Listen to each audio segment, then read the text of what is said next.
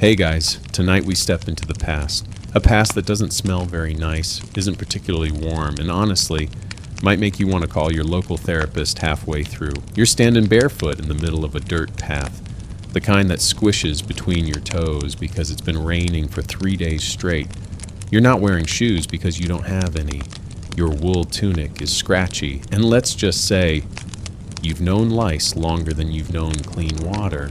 The village around you is a huddle of thatched roofs and crooked chimneys, with goats wandering freely and chickens doing whatever chickens do when no one's watching. And here's the cheeky, dramatic reality check. You probably wouldn't survive past lunch. So before you get comfortable, take a moment to like the video and subscribe. But only if you genuinely enjoy what I do here. Also, I'd love to know where you're watching from and what time it is over there.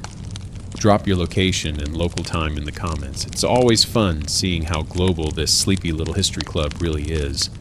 Now dim the lights, maybe turn on a fan for that soft background hum, and let's ease into tonight's journey together. You wake up not to the sound of an alarm, but to the scent of manure, and not metaphorically, actual manure. The stables are only a few feet away and there are no windows, just a hole in the wall stuffed with animal skins to keep the wind out. You're lying on straw if you're lucky, maybe old sacks. The flea bites aren't going anywhere. You slept in the same room as your entire family and maybe a neighbor or two, depending on how cold the night got. And your uncle snored like a dying ox the whole time. There's no brushing your teeth. There's not even brushing your hair unless you count pushing it out of your eyes while you trudge outside. You try not to breathe too deeply because the smell of boiled cabbage still lingers in the air from last night's meal. And that smell, it's everywhere. Outside, there's a dull grayness to the sky.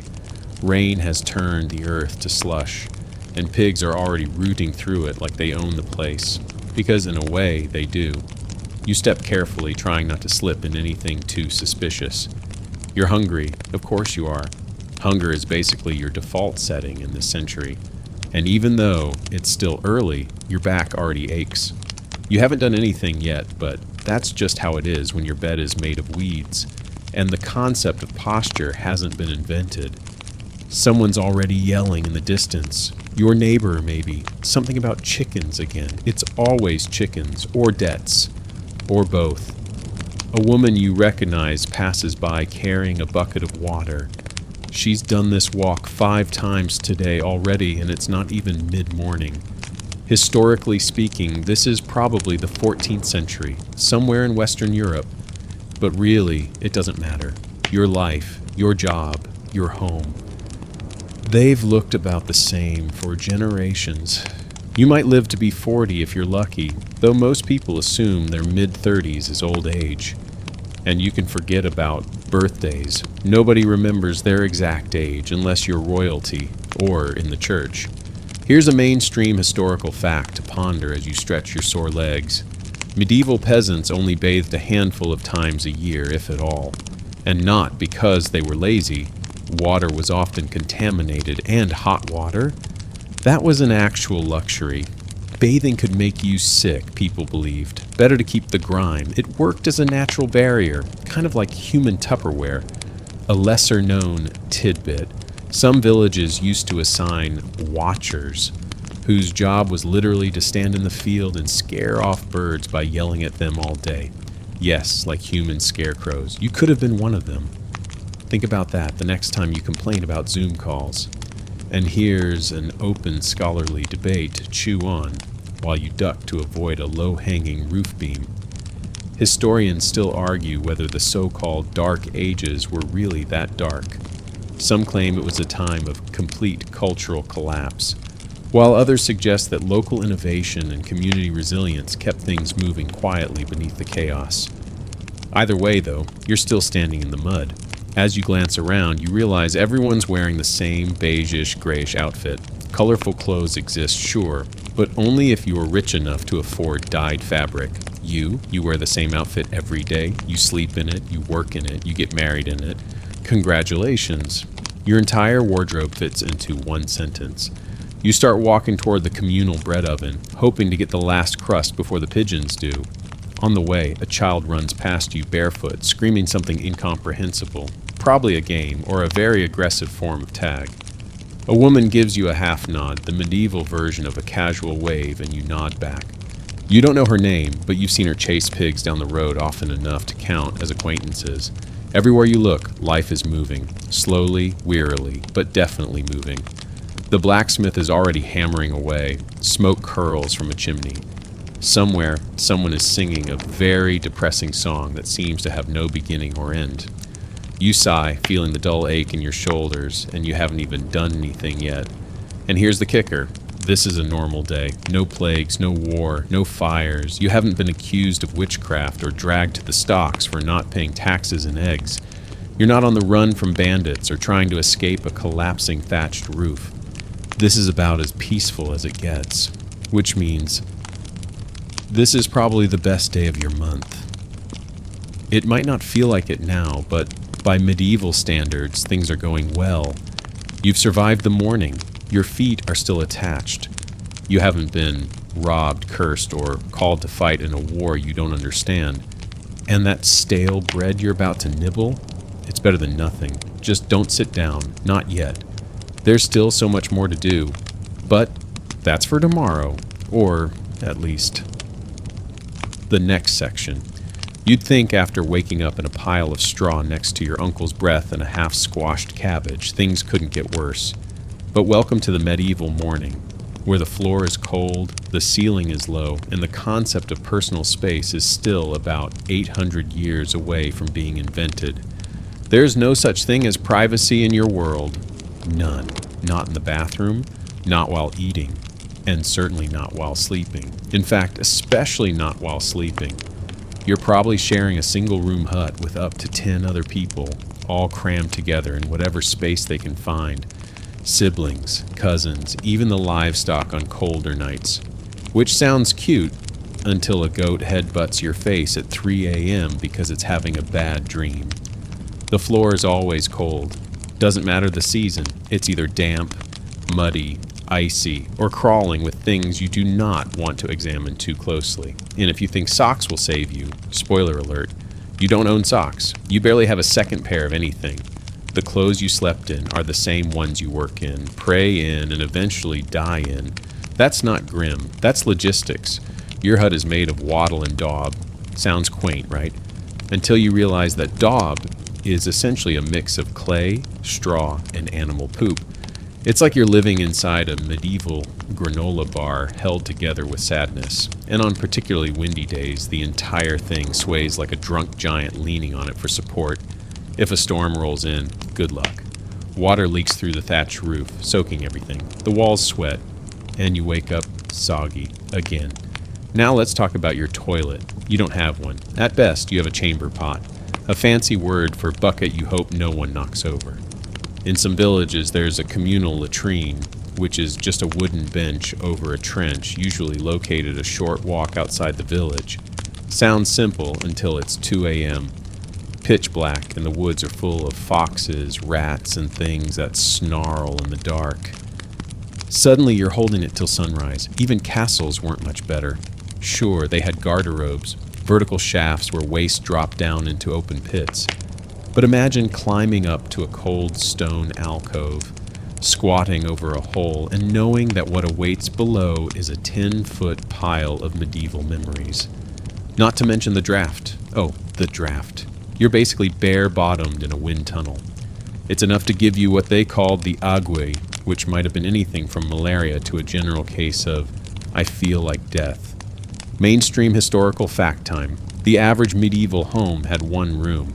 That's it. The entire family cooked, slept, ate, and worked in the same small space. No bedrooms, no doors. Just maybe a curtain hung up if someone in the family got married or needed to die in peace. A less-known tidbit? Some medieval folks, particularly in rural areas, would sleep twice a night, known as segmented sleep. They'd go to bed early, wake around midnight, sit up for an hour or two talking or praying, then go back to sleep until dawn. Historians believe this strange sleep pattern was partly due to the absence of artificial light, and partly because they were well, cold and bored. And here's one scholarly debate for your sleep-deprived mind. Did medieval people actually live indoors year-round? Some believe the cramped and unsanitary conditions of homes meant many peasants spent most daylight hours outdoors, even during winter. Others argue that families stayed inside as much as possible, huddled around hearth fires or wrapped in furs. The truth? Probably somewhere uncomfortably in between. Now let's paint the picture a little more. The floor is earthen, not wood, not stone, just packed dirt. In theory, you sweep it. In practice, there's not much point. The chickens stroll in and out like they own the place. The family dog, if you're lucky enough to have one, might be curled in the corner, but he's not sleeping peacefully. He's twitching in his dreams, probably chasing those same rats you heard scratching under the walls last night. You step outside and feel the wet chill cling to your skin. It's late spring, and that means rain. The muddy path outside your door is so familiar you could walk it blindfolded. And you almost do when your eyes haven't adjusted yet. The air smells of smoke, manure, and wet hay. And maybe stew, or at least something pretending to be stew. You make your way to the communal well to fetch water, gripping the bucket with numb fingers. There's already a queue, of course. You stand there awkwardly, nodding at the other villagers, each one wrapped in cloaks that are permanently damp. Everyone smells the same, which is probably the only mercy, and no one talks much. It's too early and everyone's too cold to bother with conversation. You fill the bucket, muscles aching with the effort, and walk back. Halfway there, you slip. Just a little. Not enough to fall, but enough to spill some of the water and twist your ankle. There's no sympathy waiting at home. Just a scolding and a reminder to watch where you're going. You nod silently, limping to the fire, where a meager flame crackles beneath a cauldron of oats. Breakfast is ready, kind of. Let's talk about breakfast, or the fact that you don't really have one. If you're lucky, you get porridge. It's gray, flavorless, and clings to the spoon like regret. Sometimes it has barley. If you're really lucky, maybe some onion. Meat? Ha! Maybe on feast days, and eggs are worth more to you as a source of chickens than as food. Everyone eats from the same bowl. No individual plates, no personal cutlery.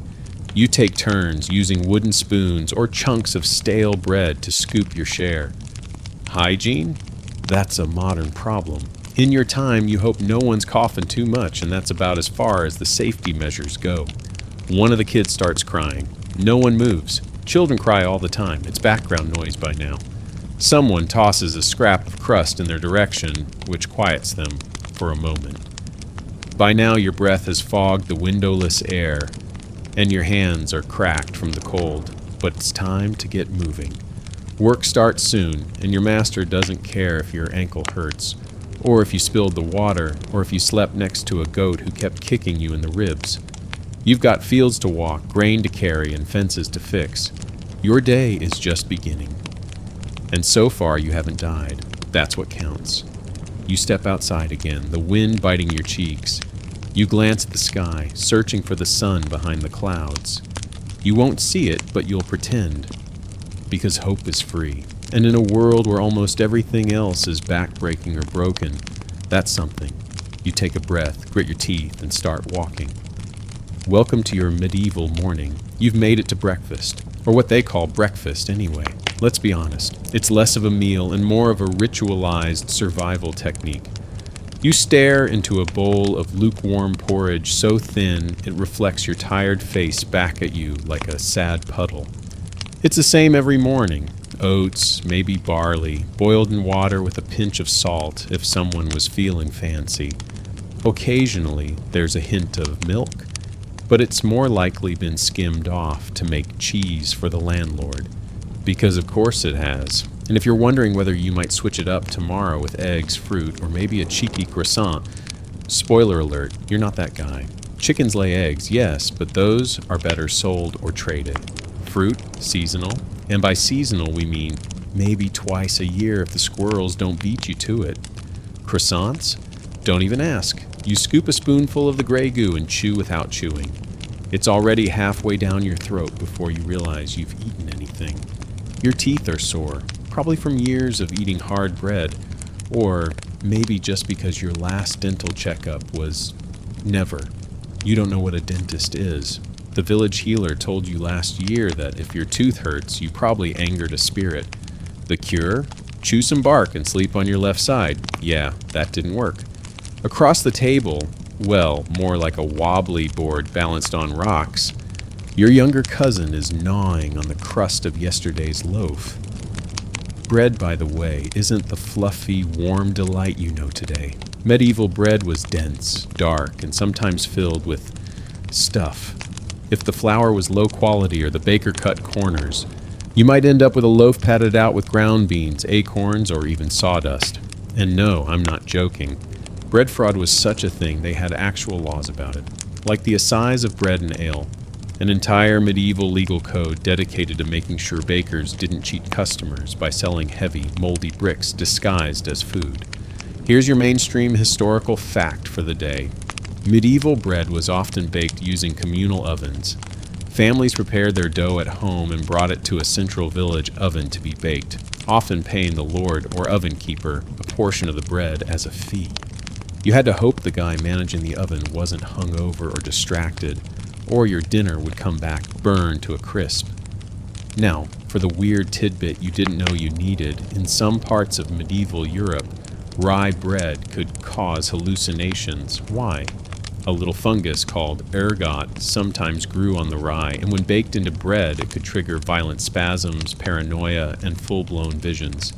Some historians even suggest that outbreaks of madness or even early witch trials may have been triggered by communities unknowingly eating contaminated bread. So yes, your breakfast might literally drive you insane. And of course, no proper morning would be complete without a debate. Scholars still argue whether medieval people actually ate 3 meals a day. Some sources say yes, breakfast at dawn, dinner around midday, and a light supper before bed. Others argue most peasants skipped breakfast entirely and powered through till midday, when the real food, if any, was served. The reality likely varied depending on your class, region, and how many onions you had left. Back to your table. The fire's still smoking. You're sitting close because the warmth helps, even if the smoke makes your eyes water. Someone sneezes into their sleeve, which doubles as a napkin, tissue, and towel. Hygiene is a luxury. Soap exists, but it's harsh, expensive, and used sparingly. You might have some homemade lye soap made from ashes and animal fat, but unless you're rich or preparing for a holy feast, that bar is staying on the shelf for now. Once you're done slurping the last remnants of your porridge, you scrape the bowl clean with a crust of bread and lick your fingers. Nothing goes to waste. Nothing ever does. Your stomach still feels hollow, but you're used to that. Fullness is a memory, not a regular visitor.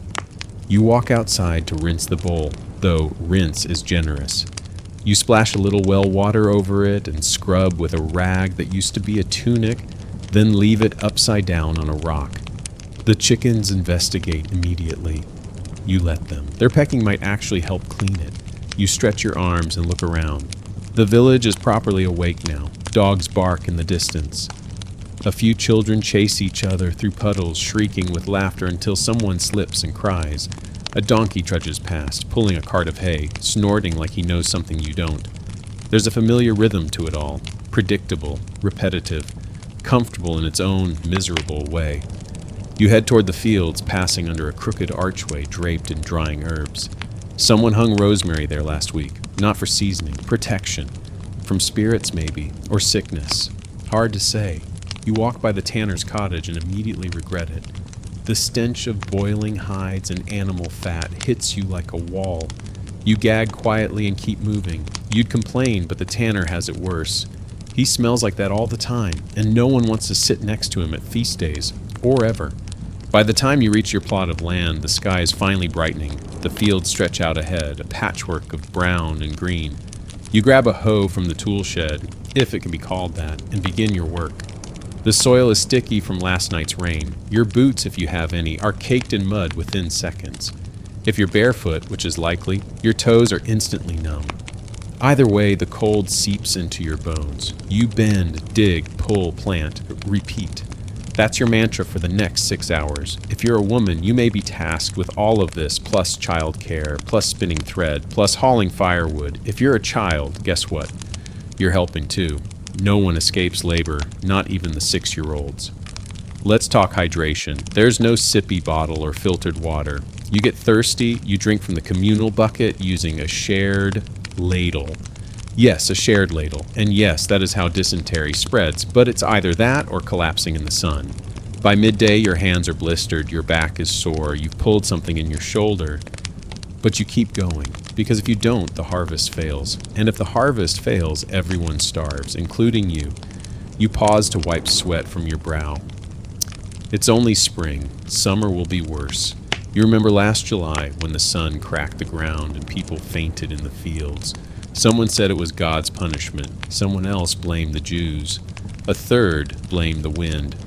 No one agreed, but everyone was angry and hot. As the sun climbs higher, you lean against a tree, chewing on a piece of dried turnip.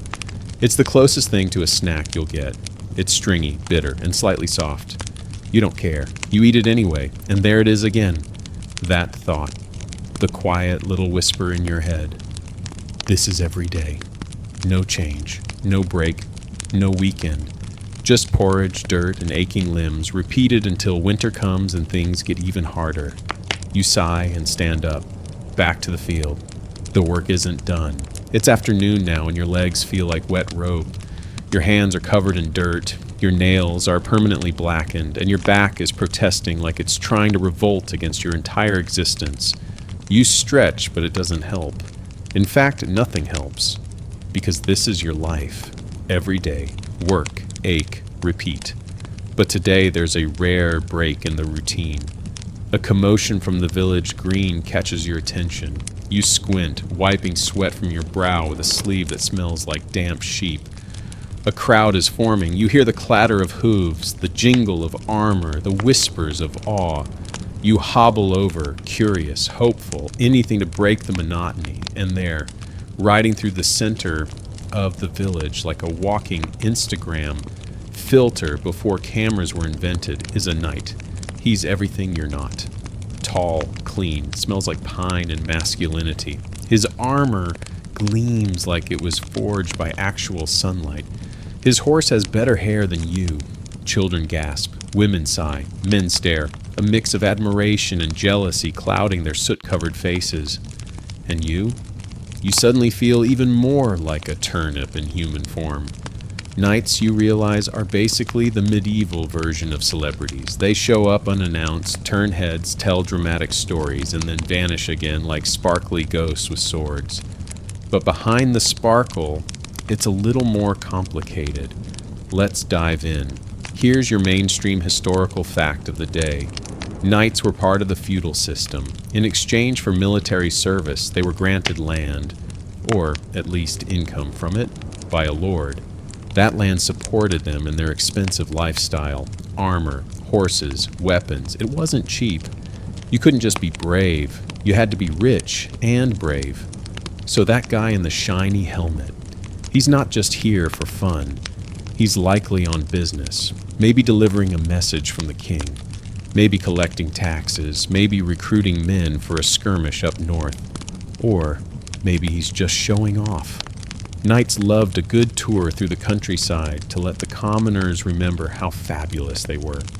But here's a lesser-known tidbit. Not all knights were noble heroes. Many were violent, arrogant, and shockingly bad at swordsmanship.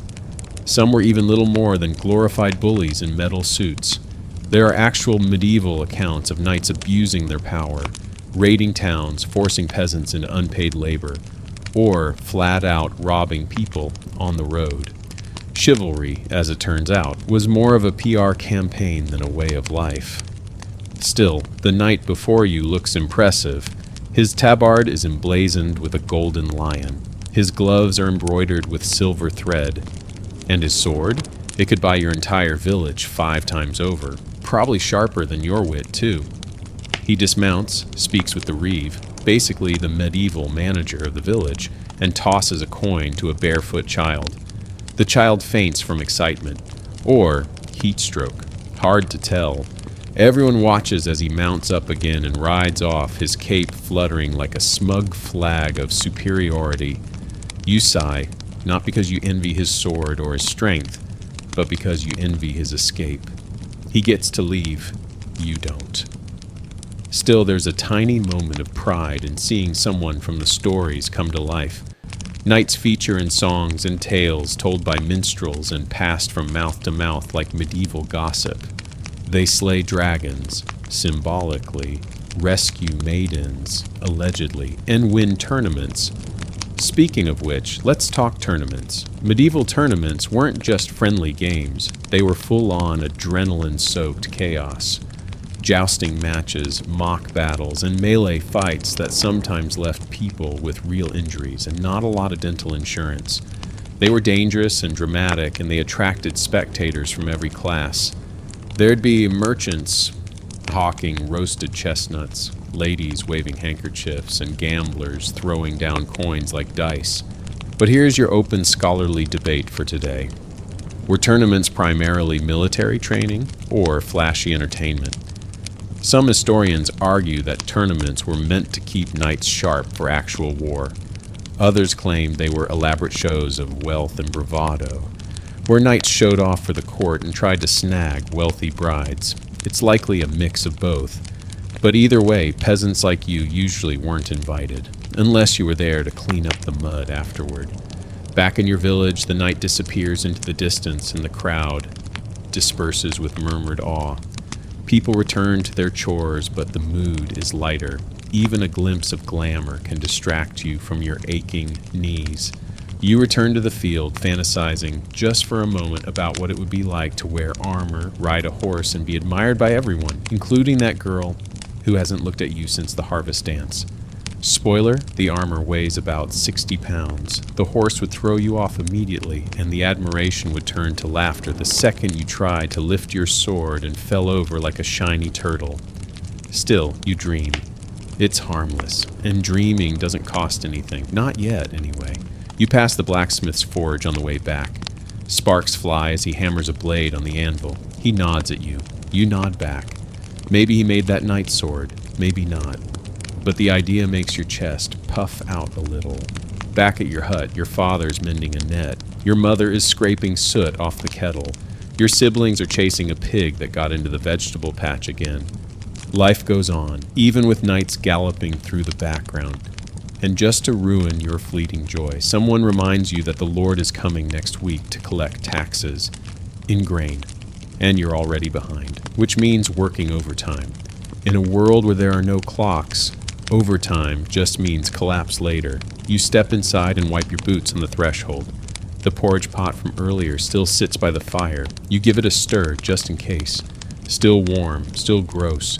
You sit and lean back, listening to the evening sounds settle around you. Birds returning to nests. The soft shuffle of feet outside. A cough from the neighboring hut. Somewhere, someone starts humming a song that might be a lullaby, or might be a warning about wolves. Honestly, with medieval music, it's hard to tell. You think again about the night, about the shine, the armor, the swagger. But you also think about the pressure, the weight, the war, the injuries, the expectation to never cry, never fall, never fail. And for the first time, you realize maybe you don't want to be a knight. Maybe you're okay being a person who just survives. You lie back on your straw mat, your fingers still stained with earth. The ceiling leaks, the air is cold, but you made it through another day. You close your eyes, you're still here. It's nearing dusk and your limbs ache in places you didn't know existed. The fields have drained every drop of energy you managed to scrape together from your flavorless breakfast.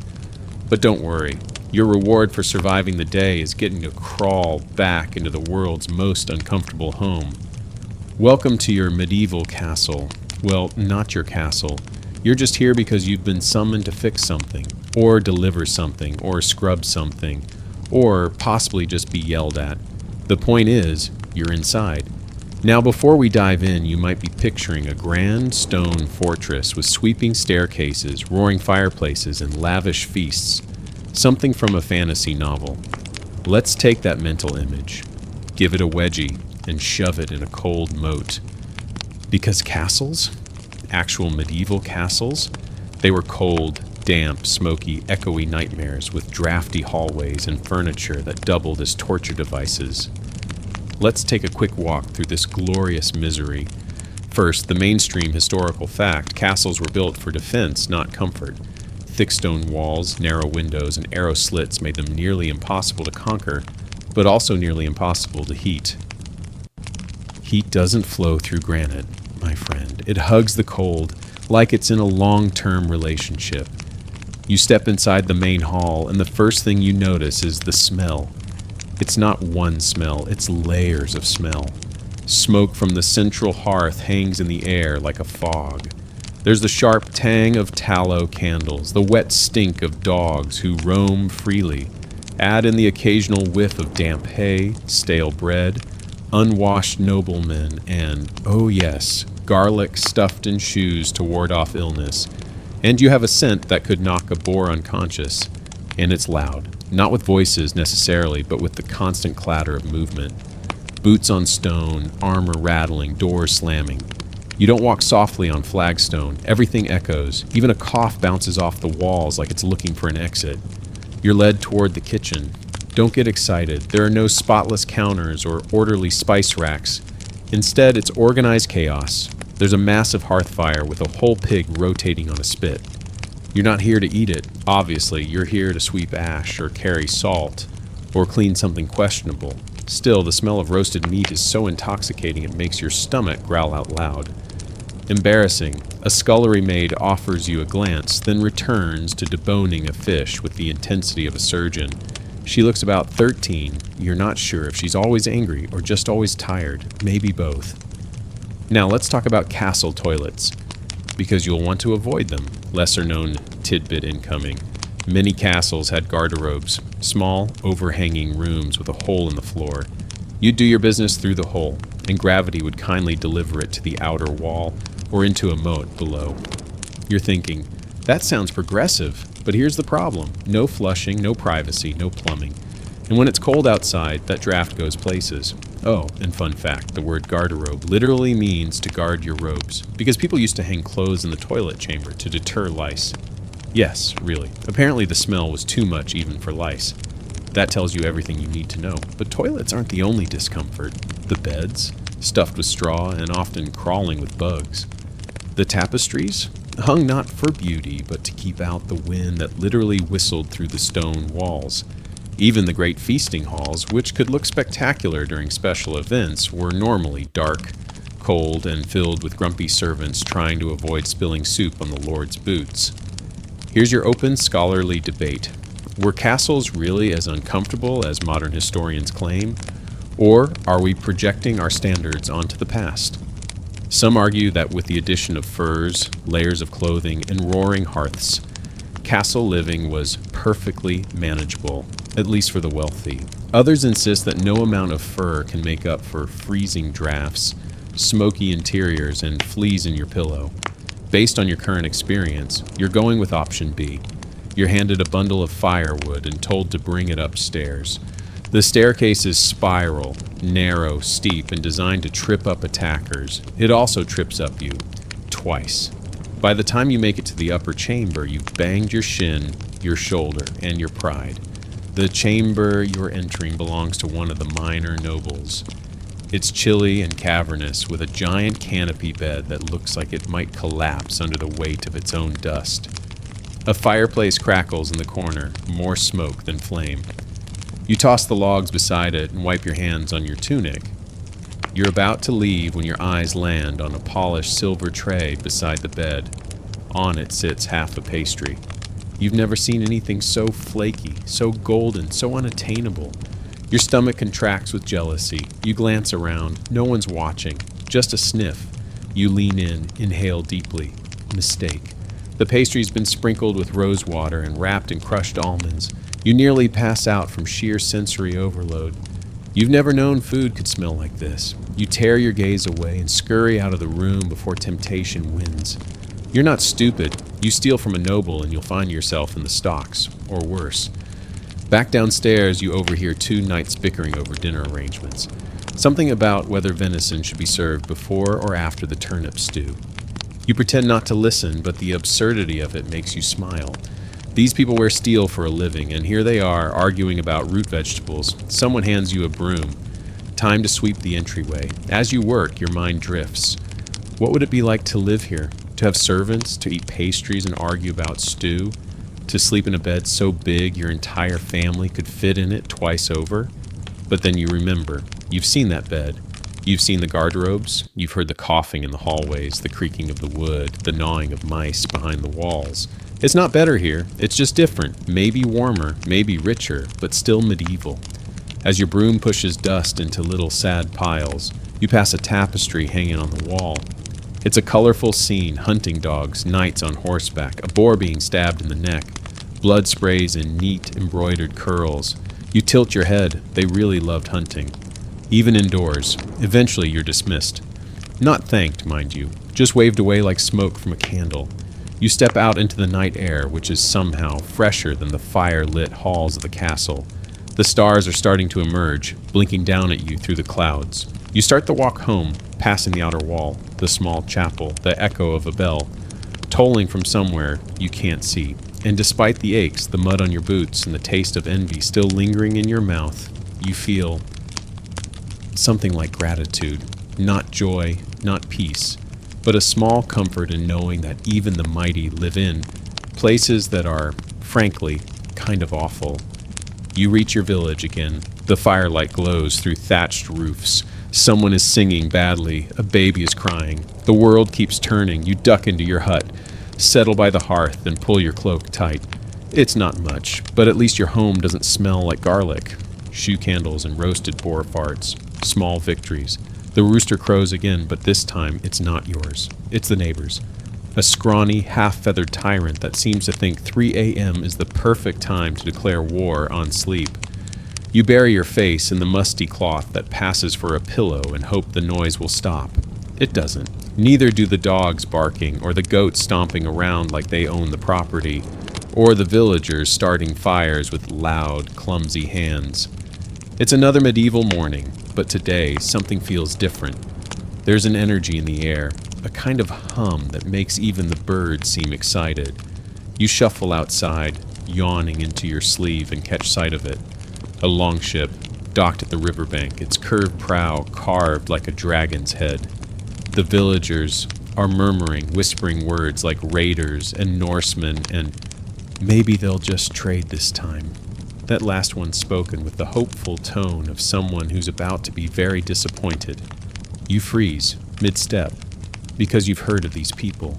You've heard the stories of fire and axe and long golden hair soaked in the blood of your neighbors.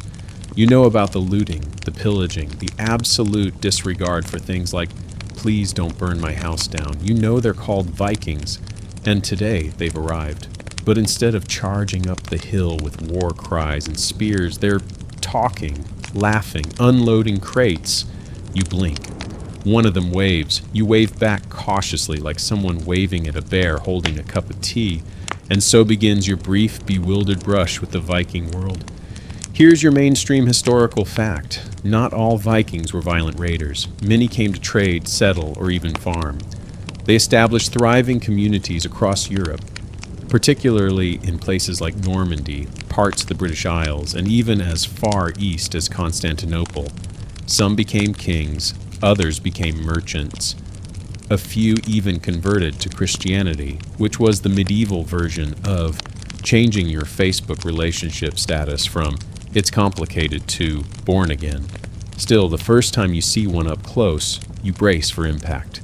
The man is huge, taller than anyone you've ever met, with arms like tree trunks, and a beard that could qualify as its own woodland ecosystem. He's wearing furs, leathers, and a belt, with more knives than you've ever seen outside a kitchen, and yet he's smiling, like a nice smile. He offers you a piece of dried fish. You nod, take it, and chew carefully, because your trust is limited and your teeth are soft. He says something in a language you don't understand. You smile awkwardly and nod again. He laughs, claps you on the back hard enough to rattle your lungs, and walks off. You blink. Did you just survive a Viking encounter? Apparently, yes. You trail the group from a distance, watching as they mingle, negotiate, and drink ale like they're trying to empty the entire barrel in one afternoon. The village elders seem tense but not terrified. Some of the younger women are clearly impressed, and some of the younger men are clearly trying to grow beards faster. It's a whole scene, and here's your lesser-known tidbit. Vikings were meticulous groomers. Yes, really, they had combs, razors, tweezers, often made from bone or antler, and bathed regularly compared to the average medieval European. In fact, some Anglo-Saxon writings complain that Viking men seduced our women simply by being cleaner. Imagine being conquered by good hygiene. As the day stretches on, more ships arrive. Some are smaller, sleek, and fast. Others are massive, floating warehouses filled with everything from fur to silver to, people. Yes, the uncomfortable truth is that Viking commerce included slavery. You don't like to think about it, but it's there. Not everyone on those boats came willingly, which brings us to the open scholarly debate. Were the Vikings primarily brutal raiders, or were they complex societies driven by trade and necessity? Some historians argue that the violent image of Vikings was heavily exaggerated by their enemies, monks, priests, and European chroniclers, who understandably didn't appreciate having their monasteries looted. Others point to archaeological evidence of mass graves, burned settlements, and weapon-heavy burial sites as proof that, yes, pillaging was absolutely on the menu. The truth, like most things, it's messy. Vikings could be terrifying warriors and savvy traders, and surprisingly charming in a weird, braided hair kind of way. Back in your village, a deal has been struck. Barrels of mead have been traded for iron tools and leather. Some of the Norsemen will stay the night. There's even talk of a feast. You're uncertain. Half of you is ready to run for the hills. The other half wants to see if their stew tastes better than yours. You help carry supplies to the long hall where the feast will be held. Inside, the fires roar. The benches creak under the weight of warriors and villagers packed elbow to elbow. And someone is already singing an off-key ballad about a lost goat and a thunderstorm. You're given a horn of ale and a hunk of meat that might be boar, might be squirrel, might be both. You eat it anyway. One Viking woman sits beside you. She has a long braid down her back and a scar across her cheek. She's sharpening a small blade casually while eating roasted turnips. You nod politely. She nods back. You ask, hesitantly, where she's from. She replies in broken Latin and gestures northward toward a land of ice and stone and stories you've never heard. She shows you a necklace made of amber. You show her the calluses on your hands. She laughs. You're not sure if she's impressed or horrified. The night rolls on with music, dancing, and a dramatic retelling of Thor's hammer being stolen, performed with hand gestures and burps. You realize something strange. These people, these terrifying legendary invaders, they're people. Loud, smelly, opinionated people. Just like everyone else in your village, except better armed. At one point, a challenge is issued, a wrestling match, a Viking versus one of the village men. You watch as your neighbor, Thomas, a wiry guy with a limp and a fantastic mustache, bravely steps forward. It's over in 8 seconds. The Viking picks him up like a sack of flour and gently sets him on the ground like he's tucking in a child. Thomas lies there for a moment, processing life, then raises his fist in triumph anyway. Everyone cheers, because why not? Eventually the fire dies low, the songs grow slower, the drinkers grow sleepier, and the Vikings one by one lie down beside their ships, snoring beneath the stars. You return to your hut, head spinning from ale and second-hand excitement. You lie back on your straw mat, staring at the ceiling. You survived a Viking raid. Sort of. You realize how strange this world is, how full of surprises, how every story you were told has another side, another angle, another unexpected visitor. Maybe tomorrow the Vikings will leave. Maybe they'll come back. Maybe you'll be ready next time. Or maybe you'll just keep doing what you always do. Wake up, work, and hope your porridge isn't poisoned with fungus. You close your eyes, another night, another miracle. You awaken to a dull throb in your temples and the faint scent of smoke lingering in your clothes. For a few hazy seconds, you forget where you are. until your straw mat crunches beneath your back. Your neighbor's snores echo like distant thunder, and a flea cheerfully bites your arm just to remind you you're still deep in the medieval simulation. Right. Not a dream. You really did party with Vikings last night. The fire has burned low.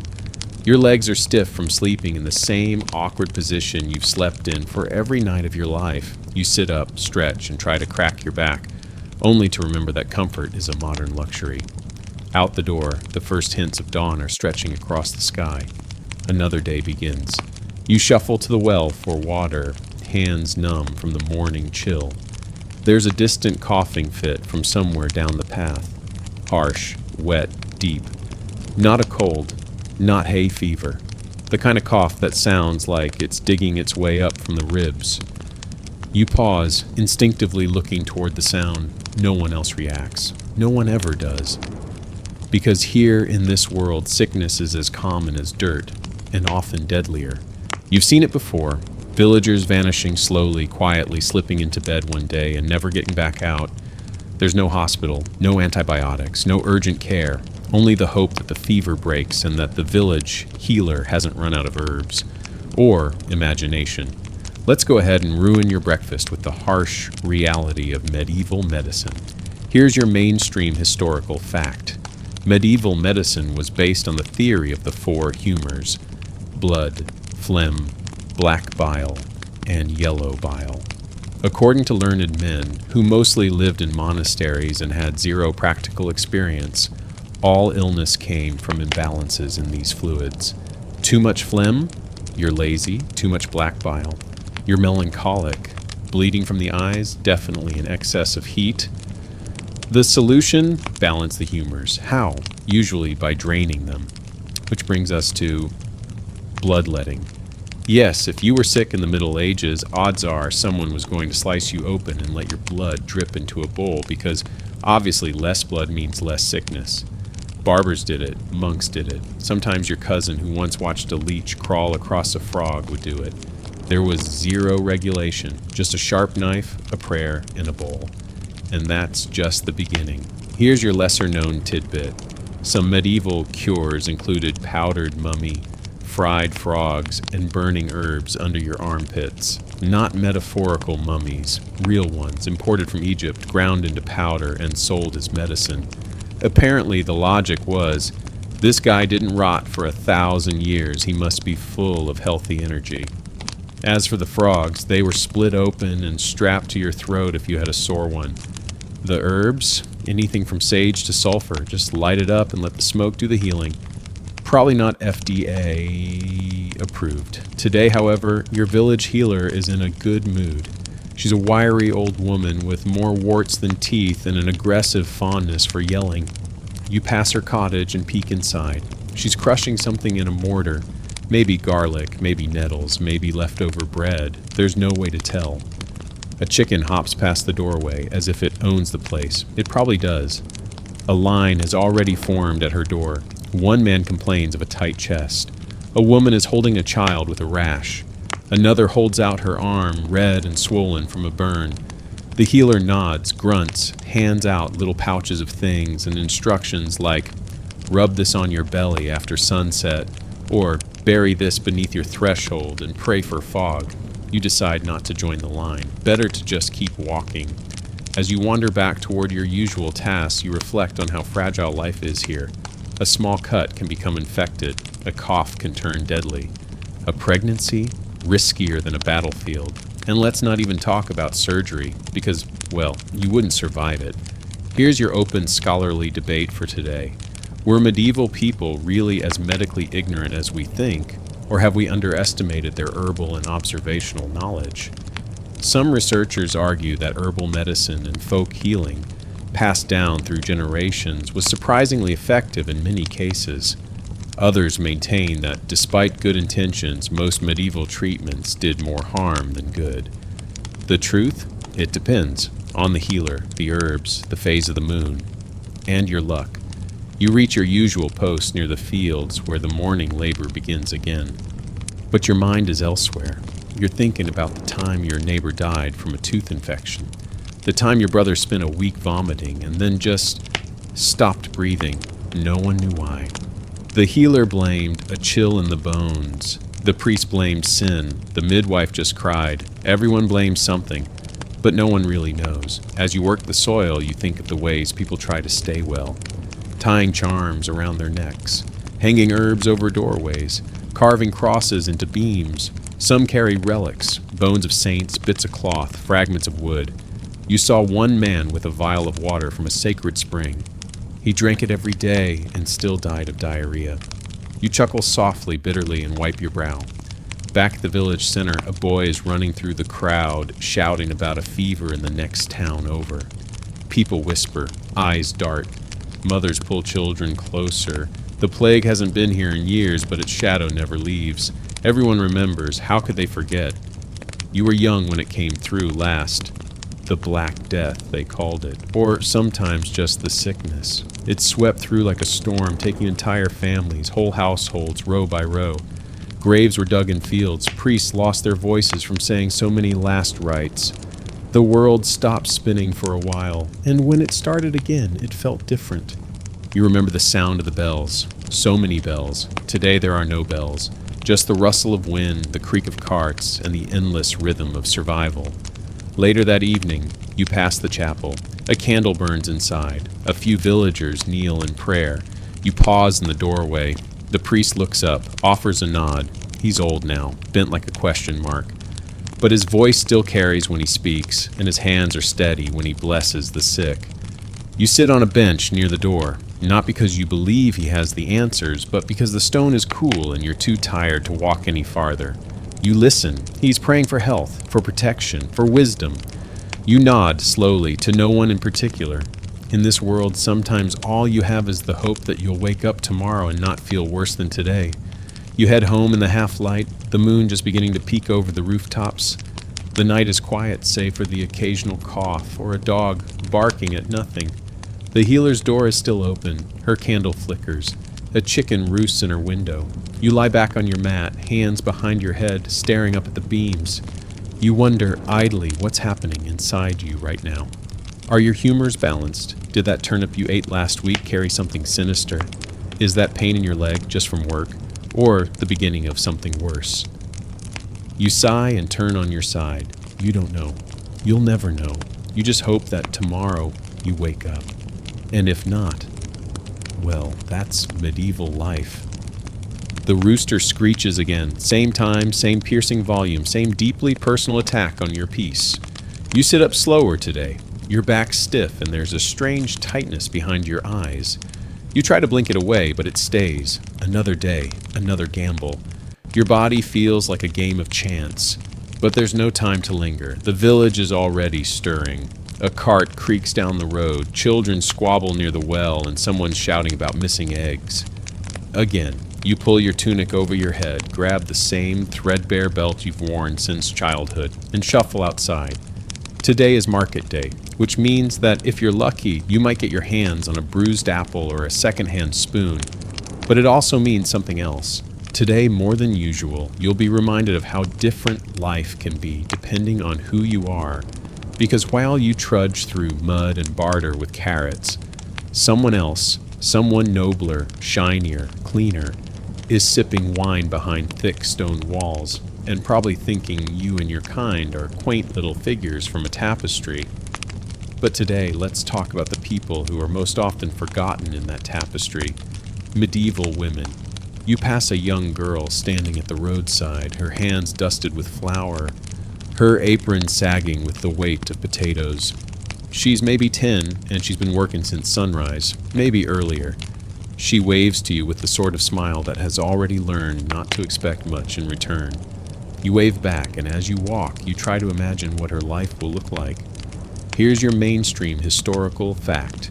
Most women in the Middle Ages were confined to domestic roles, cooking, childbearing, spinning wool, fetching water, and doing pretty much every essential task that kept the village from collapsing. They rarely had legal rights, couldn't own land without a man's permission, and were considered the property of their fathers, then their husbands. But you know that already. What you might not know is how much power they wielded in ways that weren't written down. You remember your own mother. She was quiet in public, sure, but inside your home, she ran it like a general. She decided who ate first, who got the last scrap of cheese, who slept by the fire.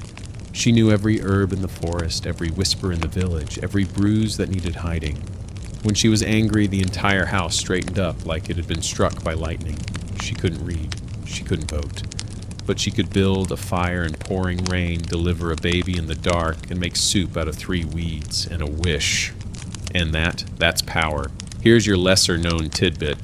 There were women in the Middle Ages who became physicians, merchants, abbesses, even warriors. In some areas of Europe, especially in convents, nuns were not just spiritual leaders. They were scientists, scribes, and political advisors. In other parts of the continent, women like Eleanor of Aquitaine wielded massive influence as queens, patrons of the arts, and military strategists. And then there were women like Joan of Arc, peasant-born, illiterate, yet somehow capable of terrifying an entire English army. But for every Eleanor or Joan, there were millions of unnamed women. The ones who raised children, tended the sick, fought off invaders with boiling water from the rooftop, and died in childbirth without even a gravestone. Which brings us to the part that always sticks in your throat. Childbirth. You pass the village midwife's hut and hear the low moaning of a laboring woman. You wince. The sound is too familiar. You've heard it a dozen times. The breathless panting, the cries of pain, the desperate whispers of women trying to keep each other alive. The midwife barks orders. Boil this, hold that, pray. There's no doctor, no anesthesia, no clean instruments, no guarantees. And the mortality rate? High, very high. Here's your open scholarly debate. Was childbirth the most dangerous part of a medieval woman's life? Or is our modern perception exaggerated by worst-case scenarios? Some historians argue that, while maternal mortality was certainly high, experienced midwives and herbal knowledge helped reduce risks in many communities. Others claim that nearly 1 in 3 women died from complications related to childbirth. Truthfully, records are scarce. But based on what you've seen and heard, it's clear that every pregnancy came with a gamble, and every birth was a battle. Back in the market square, a woman with gray hair and sharp eyes haggles over turnips. With the intensity of a battlefield commander, she slaps a coin down and mutters something that makes the merchant back off instantly. You smile. You've seen her wield that tone before. She's been through the plague, a famine, 2 floods, and the death of 3 husbands. And she's still standing. She nods at you as she walks past. You nod back, not because you're being polite, but because you know better than not to. There's a young mother nearby, holding a child on her hip while stirring a pot over a fire and braiding another child's hair. All at the same time, you marvel at the balance, the timing, the sheer competence. And that's the part the history books don't capture. The competence. Because when you think of medieval women, you're supposed to picture them as fragile, passive, victims of their time. But the truth, they were busy holding the world together while everyone else took credit for it. Yes, they were forced into marriages they didn't choose. Yes, their lives were often defined by hardship, silence, and labor. But inside that silence, there was strength, and you can feel it in the way they move, the way they hold eye contact just a second too long, the way they raise their voices when they shouldn't. They weren't just survivors. They were architects of survival. You make your way to a bench beside the chapel and sit beside an older woman. She offers you half an apple. You thank her, take a bite, and wince. It's sour. She cackles. It's supposed to be, she says, and you realize that's the first thing she's said to you in 2 years. She tells you about her sister, who once disguised herself as a boy to avoid marriage and ended up working in a monastery library for 5 years before anyone noticed. She tells you about the priest who tried to ban women from singing, and how the village responded by singing louder every morning outside his window. She tells you about the ghost of a noblewoman who haunts the old mill, not because she's angry, but because she's bored. You laugh with her. You feel your ribs relax. Later, as the sun begins to set and the shadows lengthen, you walk home past doorways filled with candlelight and the hum of conversation. You pass one house where a grandmother scolds a boy for running barefoot, and another where a young girl is stitching a torn tunic with fingers far more skilled than her age would suggest. You realize in that moment that medieval women didn't need swords or crowns to be powerful. They shaped the world with thread, firewood, lullabies, and whispered prayers. You reach your hut, duck inside, and collapse onto your straw mat. Tomorrow will be the same, and the day after, but tonight you remember. She wasn't a knight, she wasn't a queen, she was your mother, your sister, your neighbor, and she was tougher than all of them. The next morning breaks with a deep, hollow toll from the chapel bell. Not the usual morning rhythm, not the rooster, not the chatter, not the slosh of buckets. This sound is slower, more deliberate. A toll like that only means one thing in your village. Someone's died. You sit up, blinking into the haze of dawn, and listen to the long, echoing spaces between the bells. It's not a surprise. Sickness has been in the air for weeks, and people have been coughing like chimneys in winter. Still, you feel that familiar weight settle on your chest, the quiet reminder that in this world, death doesn't wait for you to catch up. It just arrives, unannounced and unapologetic. You step outside into the heavy silence, and the village seems paused. Heads bow, doors remain shut a little longer. A few figures in dark cloaks gather near the chapel. There will be prayers later, but for now the world is simply quieter. Yet strangely, even as one life ends, another kind of chaos begins to stir. Because today someone is coming, someone with power, influence, a title. You hear whispers all morning. A messenger rode through yesterday. He's bringing men. They're calling for a campaign. It's about the Holy Land again, and that can only mean one thing: the Crusades. You've heard of them all your life. Tales passed down through family stories, twisted by time and firelight. Stories of great journeys across deserts and oceans, of knights slaying infidels in golden armor, of relics reclaimed, and of sins washed clean with the sword. But you're not so sure. You've seen what war does, not from stories, but from what trickles back. Men with missing limbs, haunted eyes, and silence where their laughter used to be. Still, as the sun climbs higher, a group of men rides into the village square. Banners flapping, horses prancing nervously. Their armor glints dully, dirtied by travel, but still impressive. The one at the front dismounts. He's got the kind of beard that says he hasn't smiled in 3 years, and the kind of voice that makes even the dogs go quiet. He speaks of duty, salvation, and glory. He says the Pope has called for another crusade, a just war, a holy cause. He says the Holy Land must be reclaimed, that God wills it, that those who fight will be forgiven their sins. You look around at the other villagers, some nodding, some frowning, some shifting uncomfortably.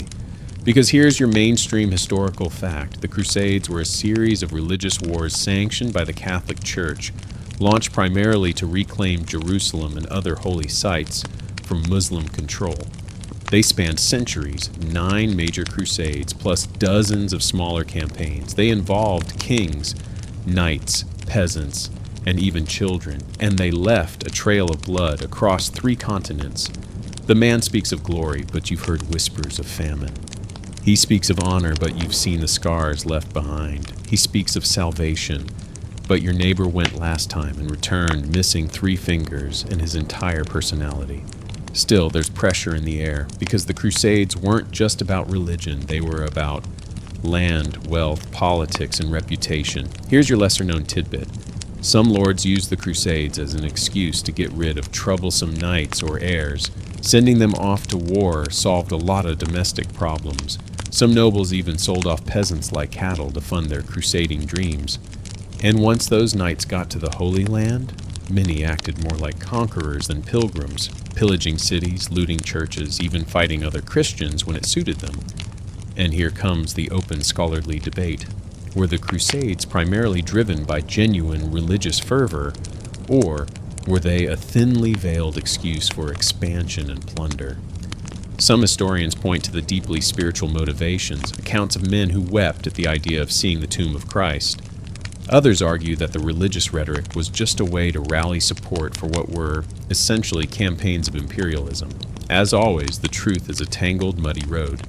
Back in the village square, the man finishes his speech and starts reading names. You freeze. Your name isn't called, but your cousin's is. So is your neighbor's. So is the son of the baker, the one who still smells like flour every time he walks past. They're to report next week, bring what gear they have, the rest will be issued, and they'll march south, to the coast. Then by ship to lands most of them can't even imagine. You watch as their mothers clutch their arms tighter, as their sisters turn away, as the blacksmith swears under his breath. You wonder what it would be like to leave, to see deserts and cathedrals and enemies with curved swords and strange languages, to die far from home, or worse, to return. Because those who come back from the Crusades are changed, not just physically, but deeply. Some return with gold, others with nightmares, and others don't return at all. You remember the tale of a man who came back convinced he'd seen angels on the battlefield. He spent the rest of his days carving wings into every tree in the forest before disappearing entirely. Was he mad or touched by something divine? No one agrees. Later that day, you find your cousin sitting by the stream. He doesn't speak at first, just throws rocks, one at a time, carefully. He asks if you think it's worth it. The journey, the fighting, the forgiveness. You don't answer right away, because what can you say? That you admire him, that you envy him, that you're relieved it wasn't your name? You just sit beside him and throw your own stones, watching the ripples spread, fade, and vanish.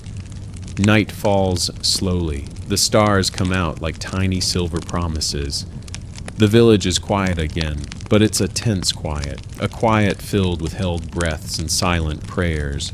You return to your hut, stretch out on the mat, and stare at the ceiling beams you know by heart.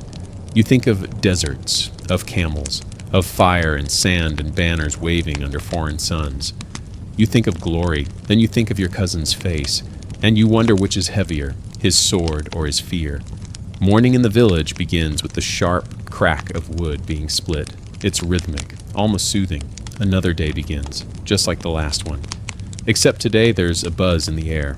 Not fear, not tension, but something lighter. Hope, maybe, or at least curiosity. Because today a traveler has arrived. Not a knight, not a priest, not a tax collector, thank the heavens. This one carries no sword, wears no armor, and doesn't reek of sanctimony. Instead, he lugs a massive pack strapped across his shoulders, filled with rolled parchment, wooden cases, and odd bits of metal. He has ink stains on his fingertips and a glimmer in his eye like he's seen things you wouldn't believe. He's a printer, and he's carrying something new, something that's already changing the world beyond your muddy village paths. He's carrying books. Now, before you get too excited, you have to remember something. Up until now, the average person in your world has never seen a book. Not a real one. Scrolls, maybe. A religious text here and there, tucked behind a locked cabinet in the chapel. But books? Books are expensive, heavy, rare, every word copied by hand. Each page written with aching fingers, dipped in ink, one line at a time. A single Bible could take a scribe years to complete. Owning one was like owning a castle, but now something's changed. Here's your mainstream historical fact. In the mid-15th century, Johannes Gutenberg invented the printing press using movable type, revolutionizing the way information was shared across Europe. For the first time, books could be produced in mass, not hundreds at a time, thousands. The Bible, of course, was one of the first texts to roll off the presses, but soon there were books about medicine, farming, astronomy, poetry, and even scandal. Suddenly, ideas moved faster than kings, and that made a lot of people uncomfortable. The printer has been invited to set up temporarily in the church annex, which hasn't been used since the time pigeons made a nest in the bell tower and the priest gave up trying to clean it. Now, it smells faintly of mildew and regret, but it's shelter from the wind, and that's enough. You slip inside during your midday break, eyes adjusting to the dim light filtering through the narrow windows. The room is filled with quiet murmurs. A few villagers are gathered around a table where the printer has laid out his tools, wooden blocks, metal type, ink pots, and several sheets of printed parchment. You inch closer. One sheet shows a picture. No, a map.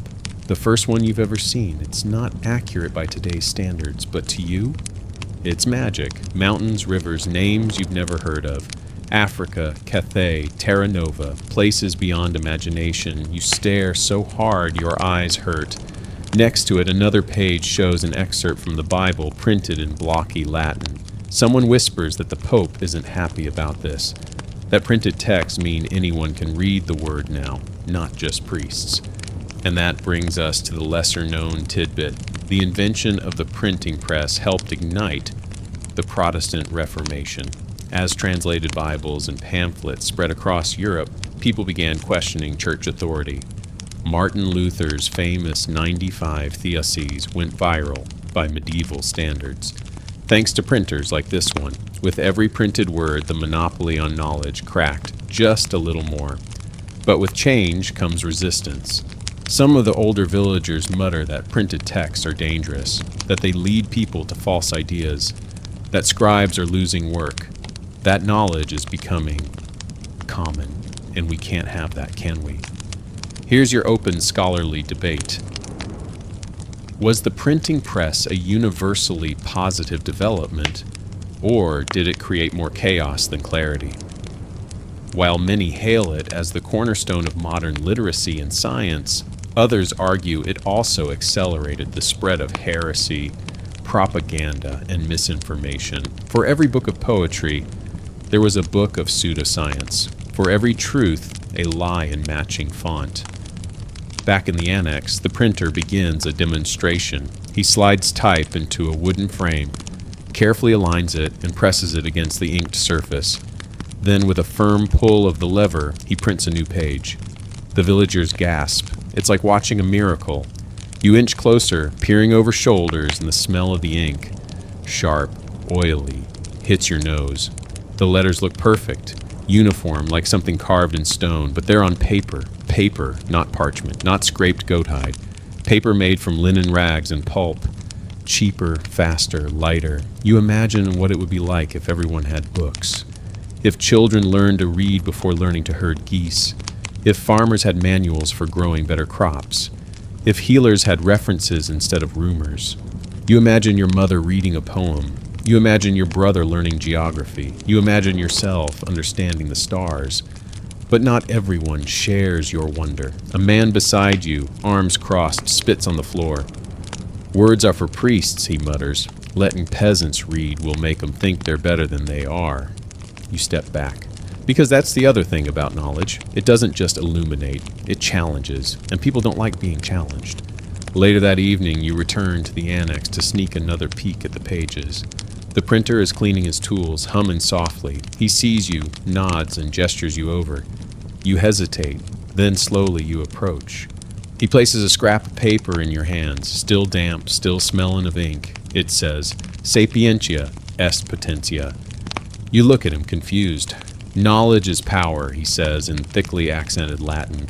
You nod slowly. You don't fully understand, but you will. Someday. Outside, the stars blink down as always, but tonight they look just a little closer, a little more reachable, because tonight you held the future in your hands. A single printed page. The sun peeks over the horizon like it's reluctantly dragging itself out of bed, just like you. The ground is frosty, the sky is the color of dull pewter, and your fingers are already stiff with cold before you've even reached the tool shed. Today's a work day. Then again, every day is a work day. There are no weekends in medieval life, no sick days, no union breaks, and definitely no one handing out pastries in a break room. Your job is to survive, and that means working from sunup to sundown, doing whatever it takes to keep food on the table and a roof, if you're lucky, over your head. But today you're assigned to help someone else, someone important, someone sweaty, soot-streaked, and absolutely terrifying when they're mad. You're going to spend the day with the blacksmith. He's already at work by the time you arrive. Sparks fly from the open forge as he brings his hammer down on a glowing piece of iron. The sound ringing through the village like a church bell that means business. His arms are the size of tree trunks. His beard is mostly ash. He looks like he could bench press your entire family. You stand at the edge of his shop, trying not to breathe too much smoke, waiting for him to acknowledge you. He doesn't. Instead, he gestures to a bucket and a stack of unfinished horseshoes. You get the message. Your job: haul, stoke, fetch, carry, cool, repeat. The forge is hot, almost unbearably so, and this early in the day, with the chill still clinging to your skin, it feels like walking into another season entirely. Sweat pools under your collar, your arms burn from hauling coal, your hands sting from the handle of the bellows. But despite the pain, there's something fascinating about it. The rhythm, the transformation, red-hot metal shaped into something useful, something strong. Here's your mainstream historical fact. Blacksmiths were essential to medieval life. Without them, there would be no horseshoes, no plows, no nails, no swords, no hinges, no tools. Every piece of iron in your village, whether it's part of a weapon or a cooking pot, likely came from this very forge. The blacksmith was more than just a laborer. He was a craftsman, an engineer, and sometimes even a doctor, especially when people asked him to heat tools for cauterizing wounds. You fan the coals, watching the iron glow like lava, and think, this is the closest thing you've ever seen to magic. And it is magical, in a way. Taking something as raw and immovable as iron and bending it to your will through nothing but heat and force. That's power. That's alchemy with a hammer. The blacksmith doesn't talk much, but when he does, his words carry weight. He tells you about the noble's new order: 15 arrowheads, 6 horseshoes, 2 hinges, and a gate lock.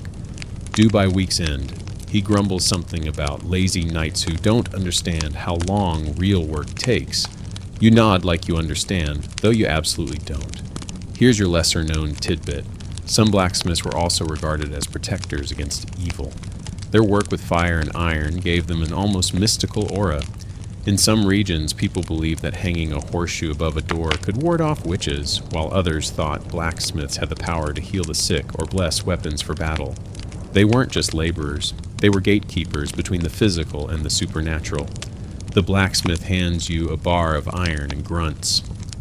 Time to learn, he says. You hesitate, then step forward. He shows you how to grip the hammer, how to watch the color of the metal: red, orange, yellow, white. Too cold and it won't bend. Too hot and it cracks, he mutters. You raise the hammer, bring it down, clang. Too weak, try again, clang, better. By the 10th swing, your arms feel like they're made of porridge. But when the iron flattens beneath your strike, you feel something you rarely get to feel. Pride. It's not much, just a flattened rod. But you did that. You shaped something with your own hands. And in a world where most days you feel like a leaf blowing in the wind, that's something. As the day drags on, the shop becomes a chorus of noise. Metal striking metal, the roar of flames, the hiss of hot steel plunged into water. You lose track of time. Your mind blanks out. It's just you, the tools, the heat, and the task. A small crowd gathers by midday.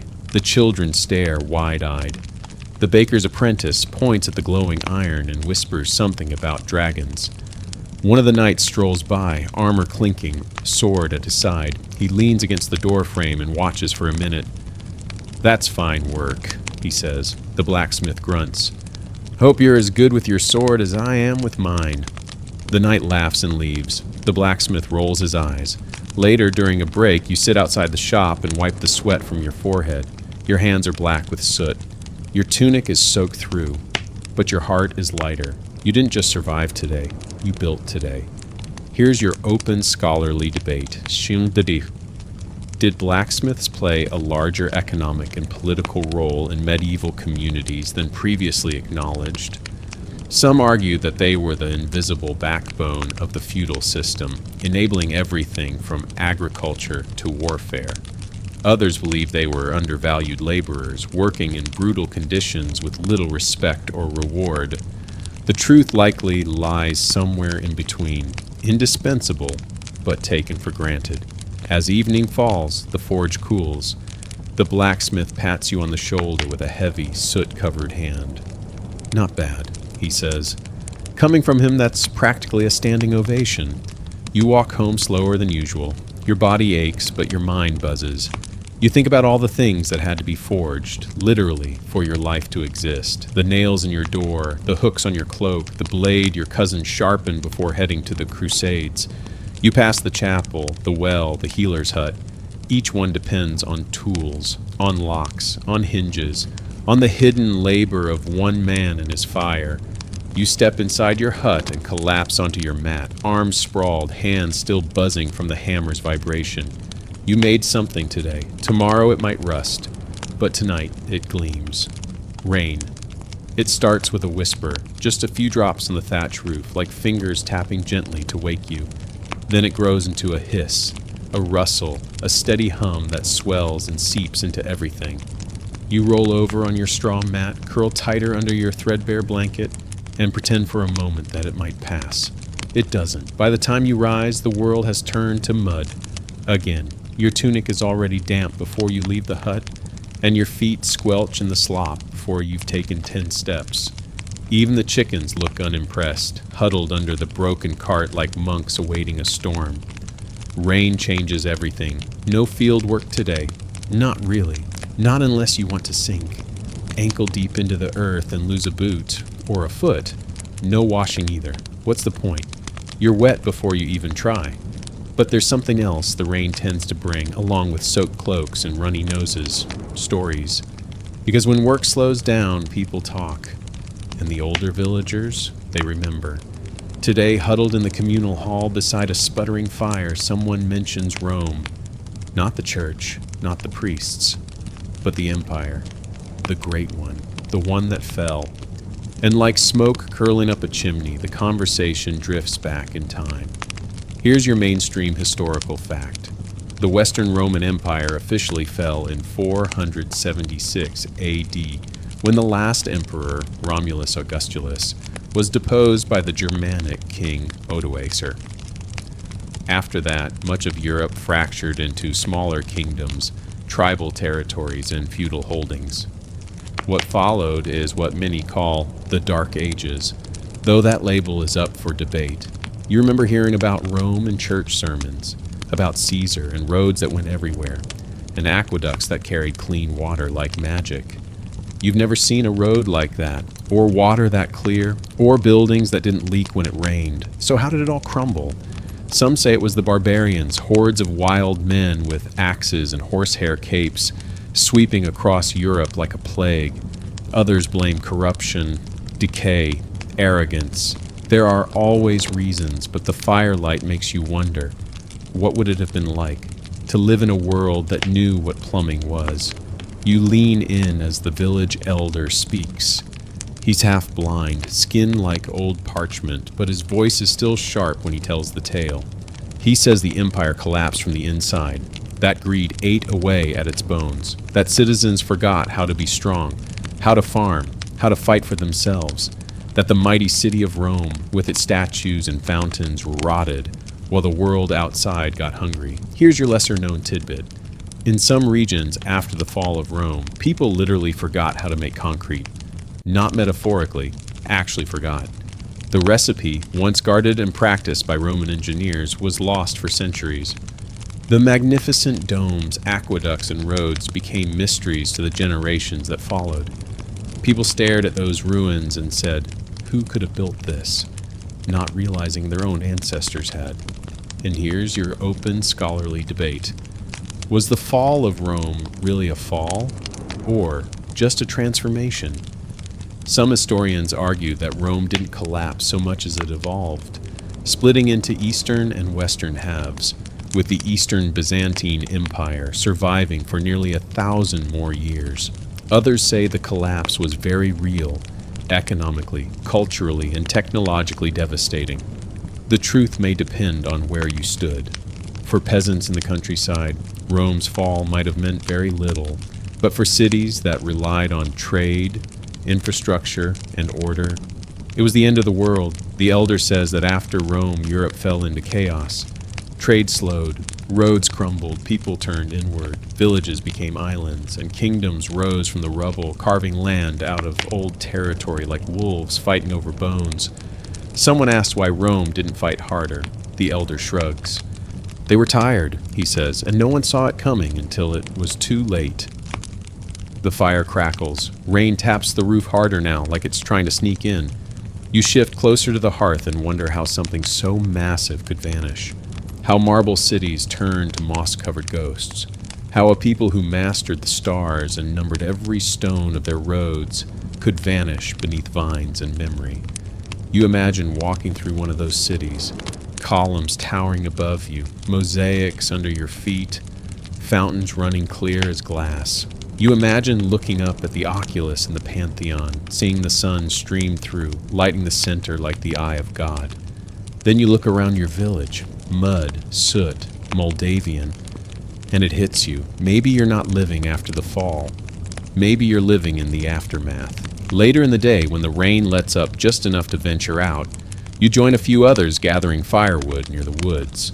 On the edge of the tree stands a crumbling stone wall, half swallowed by ivy. No one really talks about it, but it's there. Old, smooth, impossibly square. Not like anything built today. One of the kids once asked where it came from. The adults just said, it's always been there. But now you wonder, Rome? Here? Back in the village, the blacksmith is trying to repair a broken hinge using bent nails and guesswork. You glance at the crumbling wall again and realize, whoever built that didn't guess. That night, you lie awake listening to the fire crackle. You think about ruins, about what gets remembered and what gets lost. You realize slowly that no one in your village, not even the priest, knows how to read Latin fluently anymore. That no one can build a bridge without risking collapse. That no one writes down the names of the dead unless they're noble or clergy. You stare at the thatch above your head and wonder what someone might think if they stumbled upon your village centuries from now. Would they call this place civilized or ruins? And what stories would they tell about how it all ended? Or maybe how it all restarted? You awake to the sound of shouting, not angry shouting, not yet, but excited, chaotic, breathless yelling that only means one thing in your village. Something is happening. You stumble outside, rubbing sleep from your eyes, still sore from yesterday's labor. The sky is a perfect shade of gray that promises neither rain nor warmth, and the mud has already claimed 2 chickens and the neighbor's sandal. A crowd is gathering near the square. At the center of it, 2 boys are chasing a runaway pig, both of them slipping, laughing, and screaming about whose fault it was. You smile in spite of yourself. Today it seems the 100 Years' War has taken the morning off. Yes, the 100 Years' War, a war so long and confusing, it became part of everyday life. Sometimes it's close, sometimes it's far, sometimes you don't hear about it for months, and then suddenly a messenger comes through talking about a battle in a place you've never heard of, where a cousin of a lord died fighting for a claim to a throne that no one in your village has ever seen. Here's your mainstream historical fact. The 100 Years' War lasted from 1337 to 1453, a long and tangled conflict between the English and French crowns over dynastic claims, land ownership, and feudal allegiances. That's right, more than a century of off-and-on warfare, and you're caught somewhere in the middle of it, even if you don't always notice. Back in the square, someone's dragged a wooden platform into the center. It's not for punishment today, it's for news. A traveling herald has arrived with official word from one of the great houses. He climbs the platform, unrolls a scroll as dramatically as humanly possible, and begins shouting over the murmurs. Something about a victory, something about a truce, something about a tax increase. Of course, you feel the crowd's mood shift, half hopeful, half deflated, because every time one battle ends, another seems to begin. And every time someone else wins, you lose. More taxes, more levies, more sons taken to go fight in a field 1,000 miles away for a cause no one can quite explain. You remember when the war first reached your region. Raiders, torching fields, soldiers demanding food. The village, Reeve hiding in the woods because he couldn't pay the army's visitation fee. That was years ago, and things have quieted since. But the scars remain. So does the fear. Here's your lesser-known tidbit. During the 100 Years' War, entire villages in France and England were abandoned or wiped out.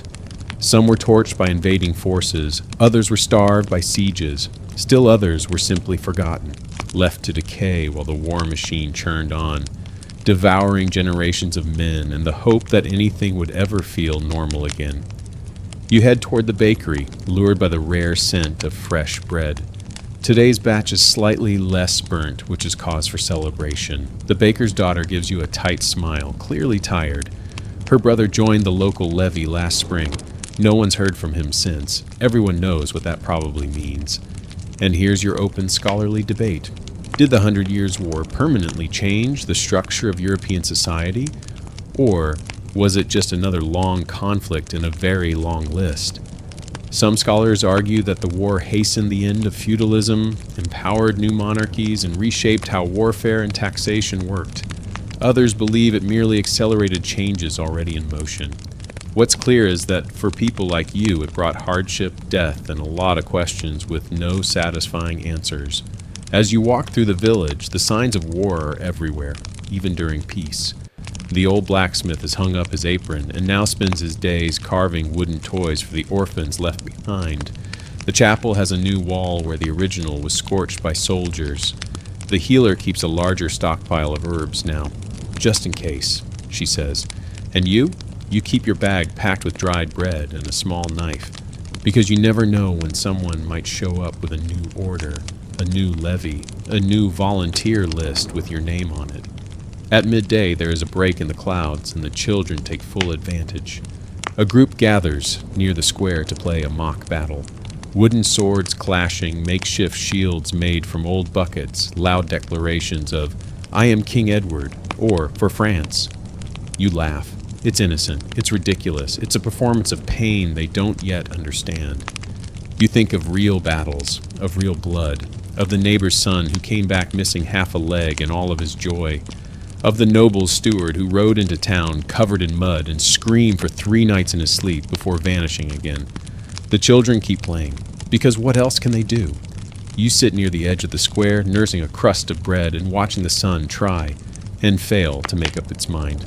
A merchant cart rolls through, offering spices from the south, wool from the east, and rumors from everywhere. You overhear one. They say a girl in armor is leading the French now. Your ears perk. They say she hears voices, that she's never lost a battle. Which? Someone asks. Saint, another whispers. They don't agree. No one does, but the name Joan drifts through the village like a breeze through dry leaves. You wonder if it's true. A girl like the ones who chase pigs and stir stew and scrub floors, leading armies? You hope it is. Because if one of them can change the world, maybe there's hope for the rest of you. Evening comes gently, the sky painted in streaks of gray, blue, and rose. The shouting fades, the herald leaves scroll in hand. The children retreat indoors, their war games packed away until tomorrow. You walk past the chapel, now echoing with quiet prayers, past the healer's hut, where she's boiling something thick and green, past the old man who used to shout about Rome and now only whispers to the fire. The war hasn't reached your village in years, but it never really left. It lives in the stories, in the silence, in the way people flinch when hooves approach, in the way mothers hug their sons a little too tightly when visitors arrive.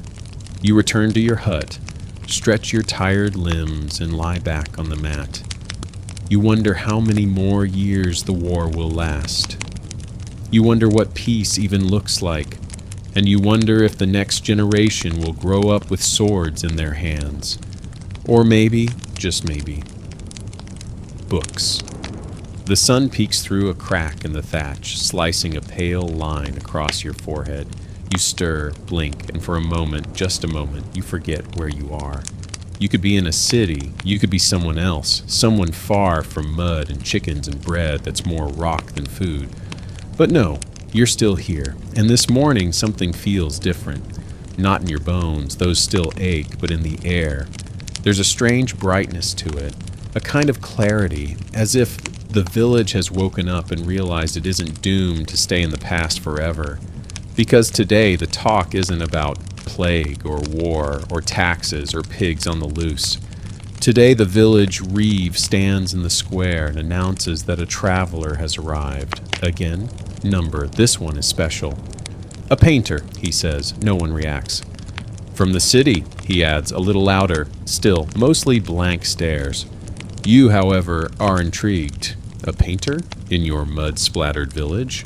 What's he doing here? He's not dressed like a peasant, or a priest, or even a knight. His robe is long and purple, impractical for walking through a place where the roads double as rivers whenever it rains. He wears a thin cap, carries a case of brushes, and walks with the measured calm of someone who expects people to listen. "From Florence," someone whispers, and suddenly it makes sense. The Renaissance. You've heard that word before, or at least fragments of it. You've heard the priest mutter about it. You've heard the tax collector mention it, half jealous, half fearful. But what is it, really? Here's your mainstream historical fact. The Renaissance was a period of rebirth that began in Italy during the 14th century and spread through Europe over the next few hundred years.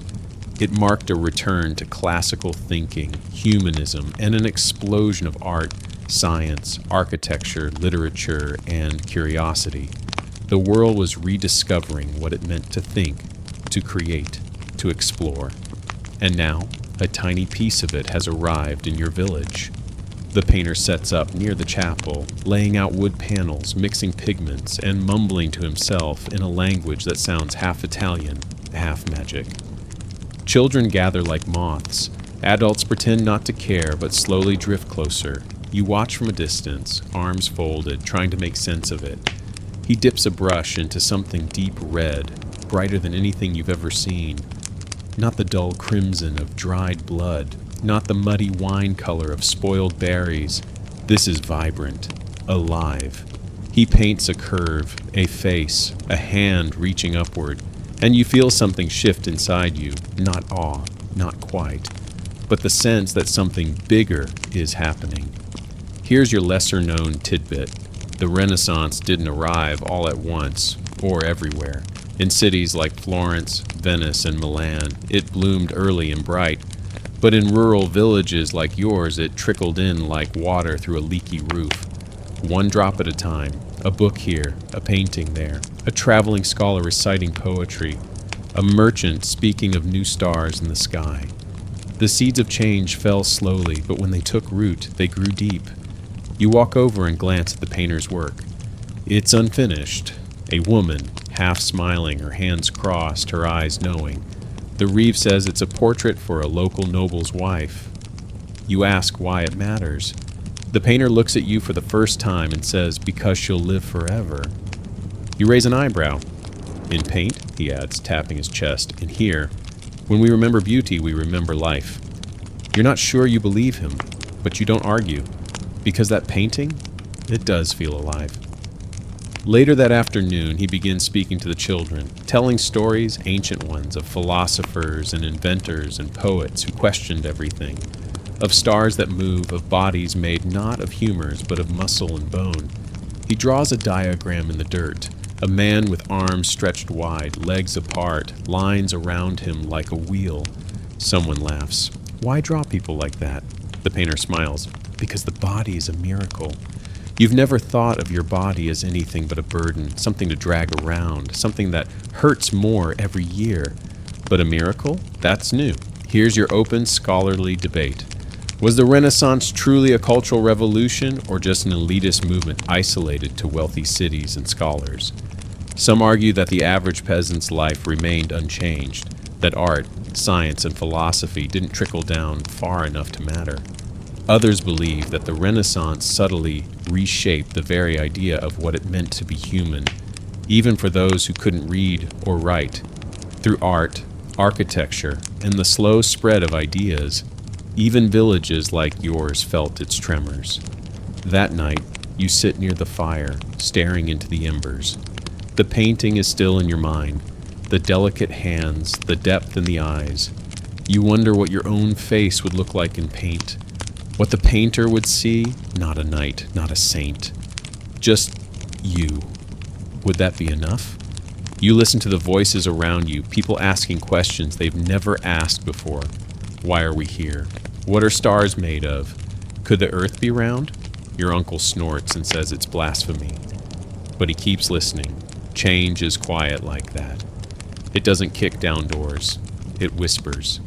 The next day the painter leaves. But his work stays behind. The portrait, now varnished, is hung in the chapel. People pass by it and stare. Some cross themselves, others simply pause, caught in something they can't explain. You pause too, because now, every time you pass that painting, it feels like she's watching you, not judging, just seeing you. The world is bigger now, more beautiful, and a little bit stranger, and maybe, just maybe, you are too. The days grow shorter now. Mornings come with frost in the corners of the windows, and your breath hangs in the air like a little ghost every time you exhale. The leaves have all fallen, or rather been kicked into soggy piles by bored children and passing pigs. Winter isn't here yet, but it's close enough to tap you on the shoulder and remind you that you'd better start preparing. The village shifts with the season. Fewer carts roll through. The market slows. Everyone walks a little faster, talks a little less. You pull your cloak tighter and keep moving, wood to chop, grain to grind, roofs to patch before the first snow. It's during this quiet, this pause between harvest and hibernation, that you begin to notice something, how much your world has changed, not all at once, not with trumpets and fanfare, but slowly, steadily, like footsteps in the snow. You remember your childhood, how everything seemed fixed, eternal, the same fields, the same work, the same stories, but now, there are books in the chapel. The healer has started boiling water before treating wounds. The reeve has begun tracking the stars for planting. A girl from the next village is learning to write her name. And when the priest talks about heaven, more people stay behind afterward, asking questions. It's subtle, but it's there. The past is giving way to something else. You spend a day helping mend fences along the south path. It's a job like any other. Wood, rope, cold fingers. But your mind wanders. You think of the blacksmith, his hammer echoing like thunder. You think of the painter, his soft hands stained with ochre. You think of your cousin, marching off to fight in a war he didn't start and may never return from. Even indoors, eventually you're dismissed. Not thanked, mind you, just waved away like smoke from a candle. You step out into the night air, which is somehow fresher than the fire-lit halls of the castle. The stars are starting to emerge, blinking down at you through the clouds. You start the walk home, passing the outer wall, the small chapel, the echo of a bell, tolling from somewhere you can't see. And despite the aches, the mud on your boots, and the taste of envy still lingering in your mouth, you feel something like gratitude. Not joy, not peace, but a small comfort in knowing that even the mighty live in places that are, frankly, kind of awful. You reach your village again. The firelight glows through thatched roofs. Someone is singing badly. A baby is crying. The world keeps turning. You duck into your hut, settle by the hearth, and pull your cloak tight. It's not much, but at least your home doesn't smell like garlic. Shoe candles and roasted boar farts. Small victories. The rooster crows again, but this time it's not yours. It's the neighbor's. A scrawny, half-feathered tyrant that seems to think 3 a.m. is the perfect time to declare war on sleep. You bury your face in the musty cloth that passes for a pillow and hope the noise will stop. It doesn't. Neither do the dogs barking or the goats stomping around like they own the property, or the villagers starting fires with loud, clumsy hands. It's another medieval morning, but today something feels different. There's an energy in the air, a kind of hum that makes even the birds seem excited. You shuffle outside, yawning into your sleeve, and catch sight of it. A longship, docked at the riverbank, its curved prow carved like a dragon's head. The villagers are murmuring, whispering words like raiders and Norsemen, and maybe they'll just trade this time. That last one spoken with the hopeful tone of someone who's about to be very disappointed. You freeze, mid-step, because you've heard of these people. You've heard the stories of fire and axe and long golden hair soaked in the blood of your neighbors. You know about the looting, the pillaging, the absolute disregard for things like, please don't burn my house down. You know they're called Vikings, and today they've arrived. But instead of charging up the hill with war cries and spears, they're talking, laughing, unloading crates. You blink. One of them waves. You wave back cautiously like someone waving at a bear holding a cup of tea, and so begins your brief, bewildered brush with the Viking world. Here's your mainstream historical fact. Not all Vikings were violent raiders. Many came to trade, settle, or even farm. They established thriving communities across Europe, particularly in places like Normandy, parts of the British Isles, and even as far east as Constantinople. Some became kings, others became merchants. A few even converted to Christianity, which was the medieval version of changing your Facebook relationship status from "it's complicated" to "born again." Still, the first time you see one up close, you brace for impact. The man is huge, taller than anyone you've ever met, with arms like tree trunks and a beard that could qualify as its own woodland ecosystem. He's wearing furs, leathers, and a belt, with more knives than you've ever seen outside a kitchen. And yet, he's smiling, like a nice smile. He offers you a piece of dried fish. You nod, take it, and chew carefully, because your trust is limited and your teeth are soft. He says something in a language you don't understand.